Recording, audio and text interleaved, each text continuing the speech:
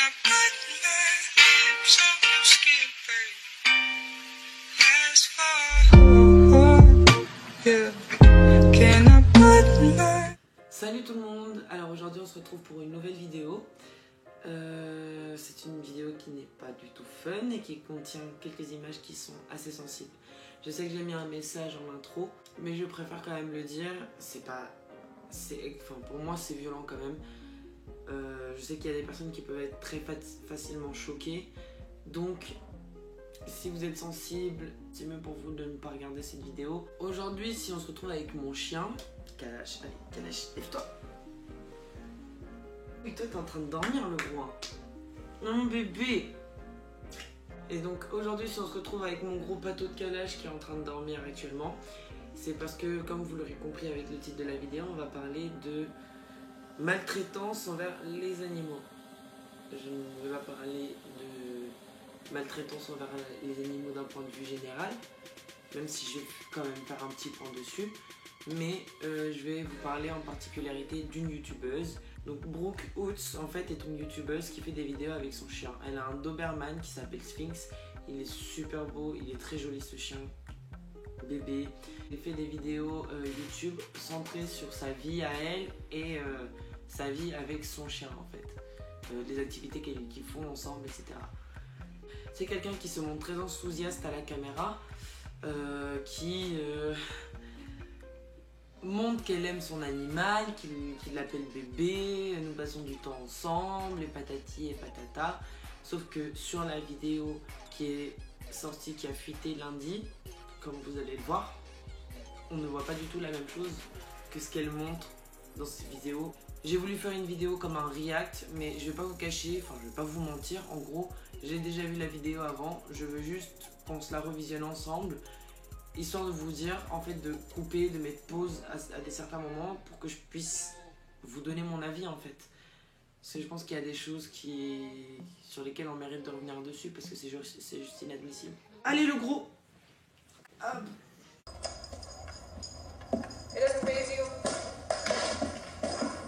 Déjà, ça commence très mal. Je vais pas vous mentir. Donc le chien, en fait, s'approche d'elle pour jouer avec elle. En fait, il lui monte sur ici pour lui lécher le visage, pour jouer avec elle. Et elle, d'entrée de jeu, lui met une claque. Genre, ton chien vient vers toi pour réclamer de l'affection et toi, tu lui mets une tarte.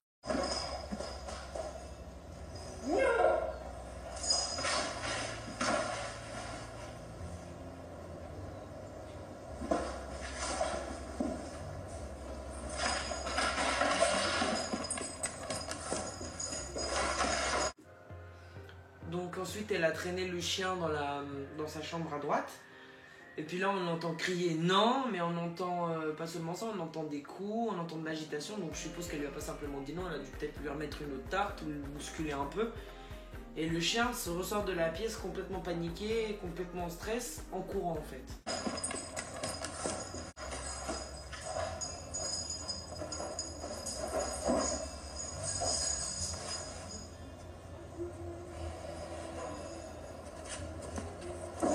Well, as you can tell, stop!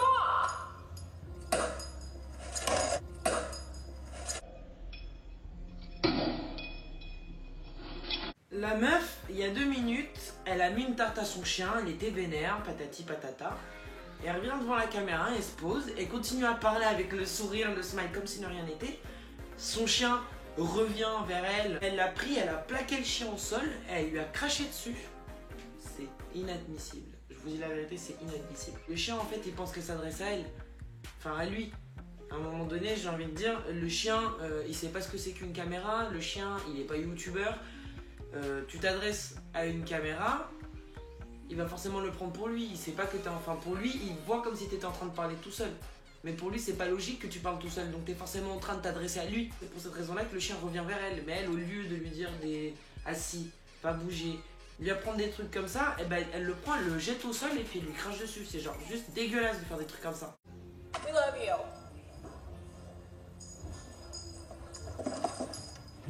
Il y a le langage verbal et puis il y a le langage non verbal.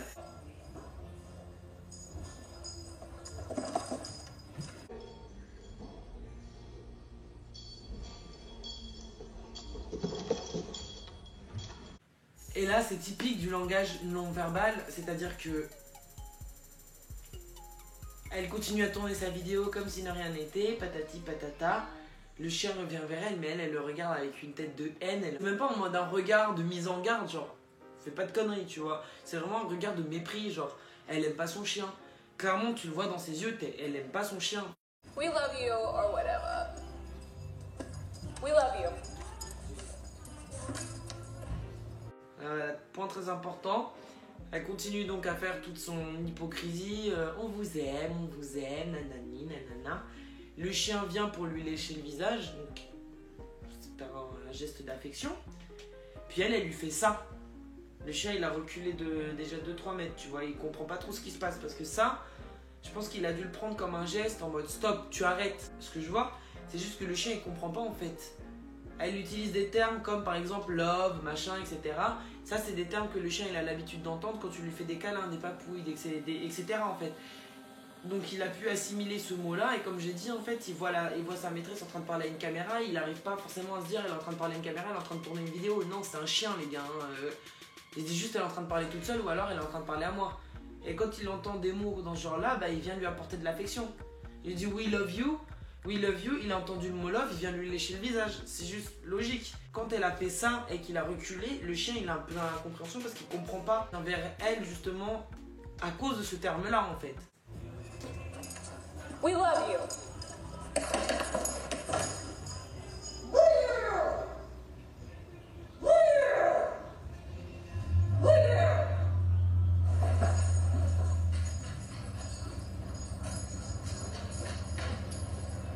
Elle a répété plusieurs fois We love you parce qu'elle a essayé je pense qu'elle a essayé de conclure sa vidéo en fait. Le chien est revenu vers elle à plusieurs reprises. À un moment donné, elle a pété un câble, elle a poussé le chien.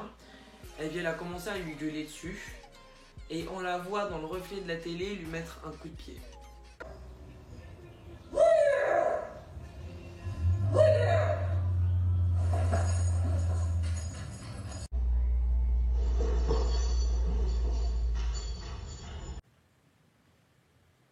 Je vais même pas me prononcer sur les gestes qu'elle a eu parce que je pense que je suis pas la seule à dire que genre c'est juste dégueulasse et infect d'avoir ce genre de geste envers son animal.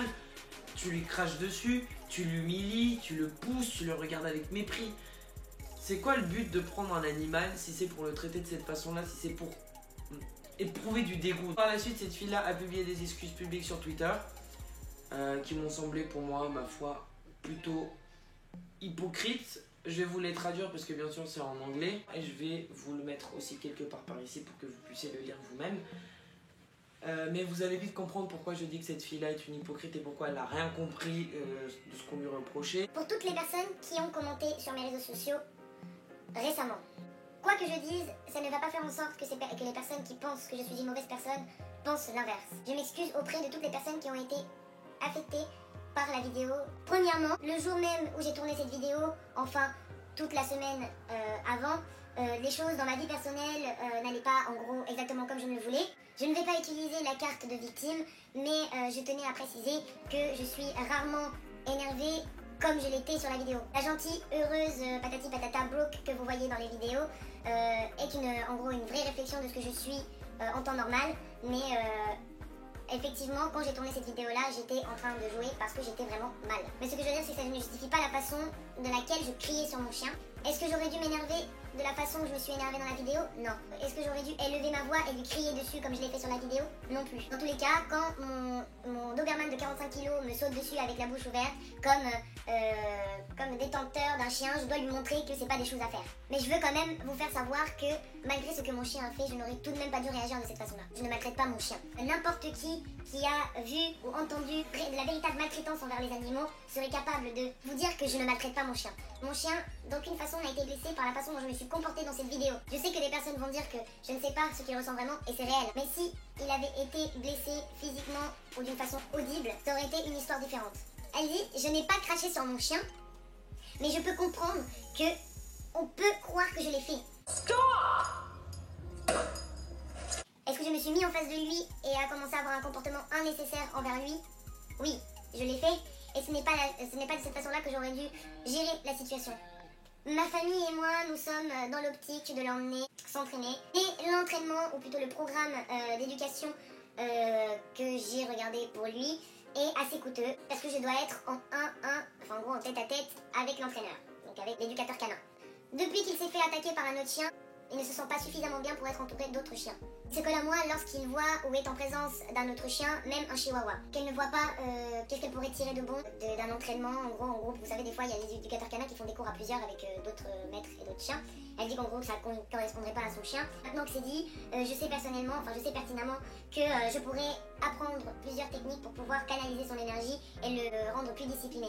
Toutes les personnes qui me connaissent personnellement savent que j'ai un énorme amour pour les animaux et pour mon chien spécifiquement. Je ne ferai jamais rien qui pourrait blesser physiquement ou psychologiquement mon animal. Et je le répète, je n'aurais pas dû être violente en criant sur lui et physiquement non plus. Il n'a pas été blessé et il n'a jamais été blessé volontairement par ma part. En gros, qu'elle ne l'a jamais blessé volontairement comme ça gratuitement. Je sais que dans le futur, j'aurai plusieurs situations où il sera assez physique avec moi, mais je ne répondrai plus jamais de cette façon-là. La famille et les amis qui nous connaissent réellement savent qu'on a une relation de confiance avec Sphinx, qui est son chien. Et tout ce qu'il veut, c'est être à mes côtés, me faire des câlins, être autour de moi, ce que j'apprécie. Mon amour pour lui n'a pas de limite et est infini. Et je fais le mieux que je peux pour être sûr que lui, il vit la meilleure de ses... Je suis désolée que mes actions à ce moment-là, en parlant de la vidéo, ne reflètent pas du tout ce que je viens de vous dire. À propos de mon Twitter, j'ai désactivé mon compte un peu plus tôt dans la journée parce que quand je l'ai ouvert, j'ai rencontré un excès de notifications de personnes me disant que j'avais merdé, que j'étais une mauvaise personne, que j'allais aller en enfer et que ma place était en prison. Ce qui est vrai. Pour ma santé mentale et pour me préserver, je ne pense qu'à ce moment-là, il n'était pas nécessaire de lire ces commentaires. Dernièrement, je ne veux pas faire ce statut pour faire paraître que je suis en train de me défendre parce que ce n'est pas mon but. Je veux simplement montrer du doigt ce qui s'est réellement passé. Je veux donner une explication aux personnes qui sont réellement énervées contre moi, envers moi.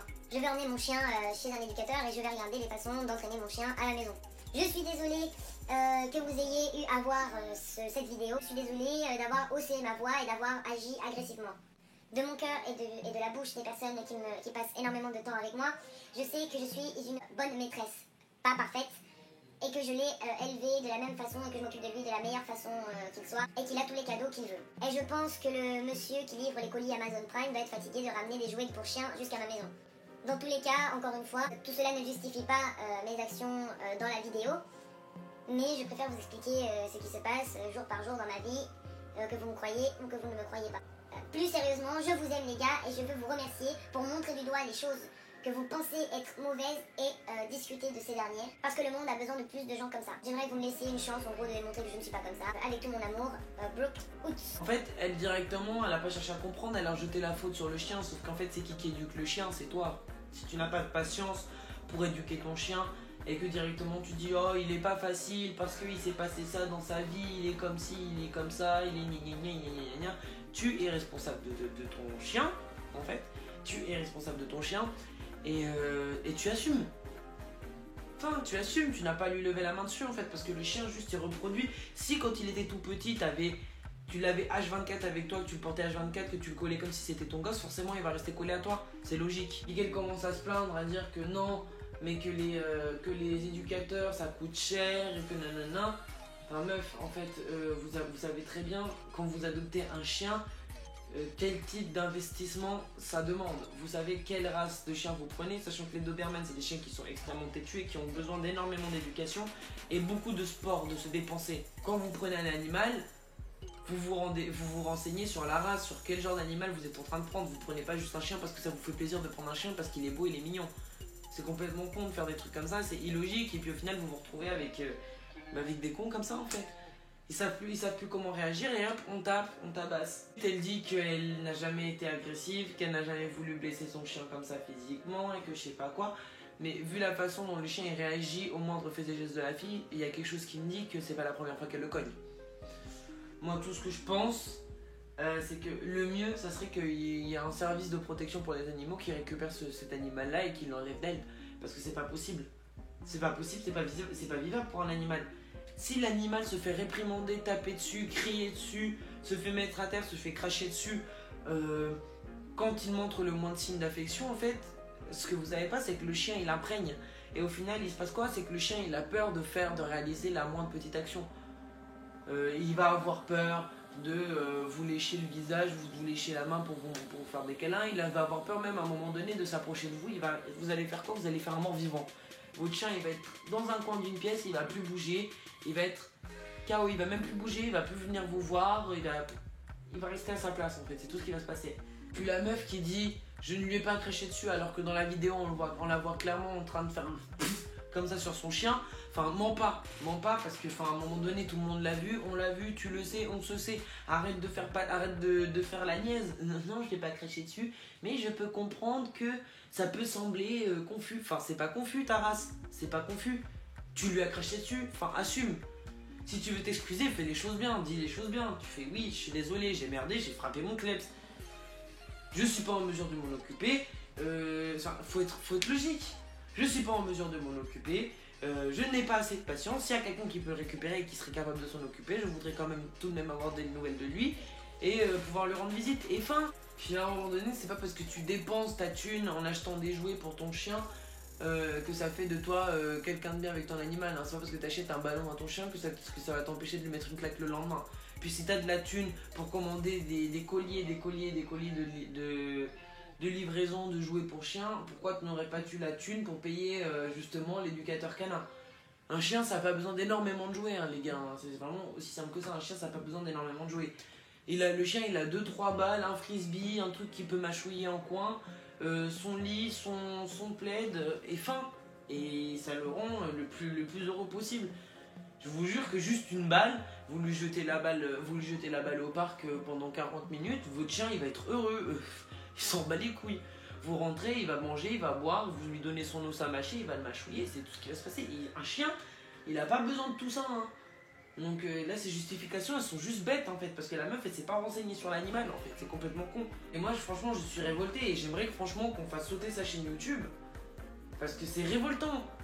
Déjà, à quel moment ton chien, il te donne à manger clairement, parce que c'est ton chien qui fait marcher ta chaîne. Si ton chien, il apparaît pas sur ta chaîne YouTube, tu fais pas de vue, ma soeur. À un moment donné, c'est ça.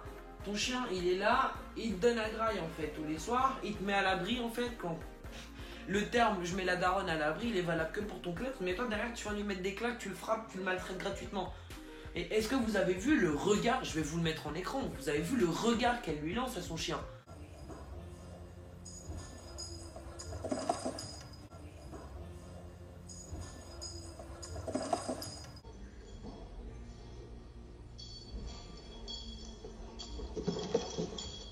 C'est normal. Moi vous me dites, hein, s'il y a des gens qui me disent oui, non, moi c'est normal, je traite mon chien comme ça, moi je serai jamais d'accord avec vous. Et c'est mieux, vous venez même pas commenter. Pour conclure cette vidéo, je tenais à vous sensibiliser sur quelque chose qui est très grave. Sachez que la France détient vraiment le triste record du monde du nombre d'abandons d'animaux. Voilà. On a 100 000 animaux abandonnés chaque année, dont 60 000 par été, les gars. 60 000 par été. Ça veut dire en 2 mois, 60 000 animaux sont abandonnés. À cause des narvalos, en fait, qui prennent un chien. Et puis après, c'est chiant pour partir en vacances, on peut pas aller sur telle plage, on peut pas aller tel endroit, hop, on l'abandonne sur une route. Ou maintenant, ce qu'on voit le plus souvent, c'est on les jette par-dessus les barrières à la SPA parce qu'on n'a pas envie de payer 90 balles et de signer un papier. Je voulais vous sensibiliser à ça et vous faire comprendre qu'il y a des animaux qui ont besoin d'une deuxième chance, qui ont besoin d'un deuxième foyer, qui ont besoin de trouver une nouvelle famille pour être heureux. Si vous pensez à adopter un animal dernièrement, tournez-vous vers les refuges. Il y a des animaux qui ont besoin d'être aimés, il y a des animaux qui ont besoin d'un toit en fait. Et arrêtez, enlevez-vous ce préjugé-là de la tête de ouais, si c'est un animal qui est en refuge, mais comment est-ce que je vais faire? Ça se trouve, il a vécu des trucs, il va être agressif. Sachez que les animaux agressifs ne sont pas redonnés à l'adoption. Et vous avez des fiches, c'est aussi simple que ça, où on vous présente l'animal, on vous dit n'est pas compatible avec les enfants, n'est pas compatible avec les autres chiens, n'est pas compatible avec les chats. Donc il y a tout un tas de renseignements qui peut vous accompagner à choisir le bon animal de compagnie que vous désirez, dont vous rêvez vraiment. Faut savoir que dans tous les cas, que vous preniez un chiot ou que vous preniez un animal à la SPA, c'est des contraintes autant économiques et au niveau du temps aussi. soyez vraiment lucide à ce niveau-là, parce qu'il y a des choses dont vous allez être obligé de vous priver. Maintenant que vous avez un chien, maintenant que vous avez un chat ou autre type d'animaux. Faut vraiment être disponible pour eux, faut les rendre les plus heureux possible. Et vraiment, j'insiste sur ce point-là, soyez lucide, n'adoptez pas un animal juste parce que vous avez envie de l'adopter, parce que ça fait stylé, c'est joli, c'est stylé, c'est... Voilà. Renseignez-vous bien sur la race de l'animal que vous adoptez. Si cette race-là correspond avec votre caractère, parce qu'il faut savoir que les caractères des chiens varient selon les races. Renseignez-vous et franchement, je vous pousse au maximum à aller adopter en refuge, les gars. S'il vous plaît, n'abandonnez pas ces animaux-là. Ne les laissez pas seuls, ne les laissez pas être abandonnés une deuxième fois. Sur ce, Kalash et moi, on vous fait des bisous. Merci d'avoir pris le temps de m'écouter et je vous dis à bientôt.